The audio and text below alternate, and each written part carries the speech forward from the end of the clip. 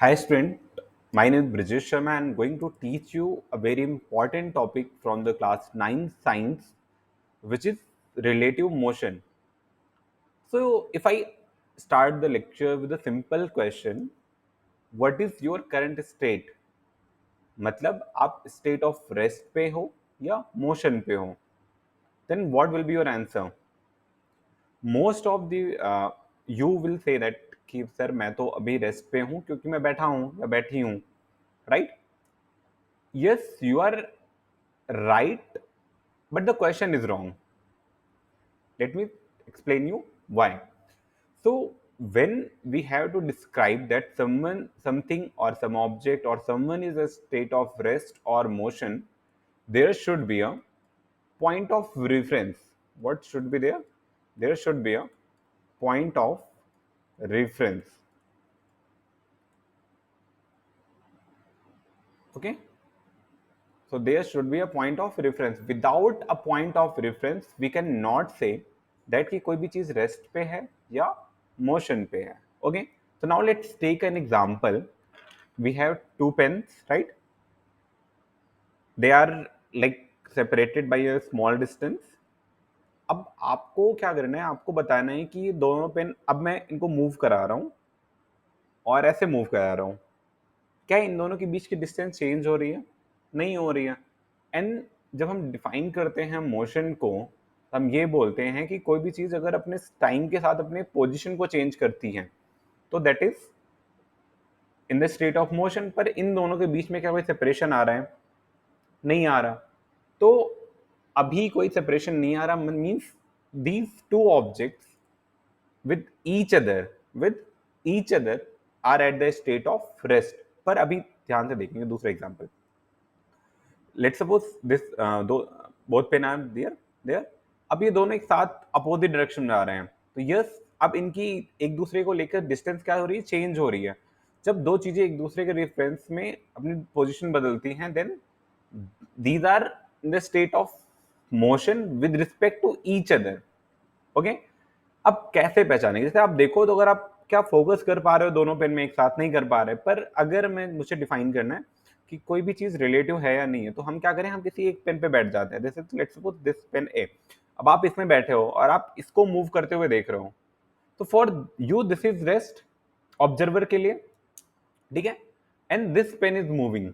So now here comes with the relative motion और relative things. So relative motion is a very important concept. जैसे मैंने पहले question में start किया था कि what is your current state, what is your state. So most of the you has answered or will answer that I am a state of rest. Yes, you are at the state of rest with respect to your surrounding, with respect to your surrounding. Okay. But you are not at the rest with respect to moon or any other planet. And your question will be why. So आपको पता है कि अर्थ move कर रही है और अगर आप किसी दूसरे प्लेनेट से देखोगे जाके या किसी दूसरे स्टार से या किसी दूसरे मून से देखोगे जाके तो आपको दिखेगा कि आप अर्थ मूव कर रहे हो और आप अर्थ पे हो तो आप अर्थ के साथ मूव कर रहे हैं, नहीं आप भी स्टेट ऑफ मोशन पे हो. पर हम अपने सराउंडिंग के रिस्पेक्ट में क्या है? रेस्ट में. तो whenever you are going to study about motion, please आज कि सर ये मोशन किस ऑब्जेक्ट के रिस्पेक्ट में हमें बताना है. Now here comes a very special formula for the relative velocity. अगर दो चीजें हैं, ओके, एक ऑब्जेक्ट हमारे पास ए है और एक ऑब्जेक्ट हमारे पास, एक पॉइंट ए है और एक पॉइंट बी है. लेट सपोज या कार लेट सपोज कर लेता हूँ कि एक कार हमारे पास ए है और वन कार इज बी और they are separating with with speed V A. और इसकी स्पीड क्या है बेटा? Its speed is V B. Now since they are separating तो दूर जा रहे होंगे. जैसे आपने देखा होगा कि जब आप कार से जा रहे हो तब अपने पापा के साथ तो आपके बगल से जो कार निकलती है आपको सीम होती है बहुत तेजी से निकली. क्यों? क्योंकि उस टाइम पे जब दो चीजें अपोजिट डायरेक्शन में जा रही हों तो उनकी रिलेटिव वेलोसिटी क्या होती है बेटा? ऐड कर लिया जाती है. Add means V A plus V B के इक्वल हो जाएगा. तो V relative is equals to हो जाएगा आपके पास क्या हो जाएगा बेटा? that v relative should be equals to va plus vb. Okay, means दोनों की वेलोसिटीज ऐड हो जाती हैं. ओके, पर अगर यही हम दूसरी सिचुएशन लेते हैं जहां पे ये दोनों क्या हो, सेम डायरेक्शन में जा रहे हो. सेम डायरेक्शन मतलब लेट्स सपोज एक ये इधर ए की तरफ जा रहा है वीए स्पीड से, और दूसरी कार बी जो है वो भी वीबी स्पीड से सेम डायरेक्शन में जा रही हो, and you are sitting in this car और let's suppose in the B car.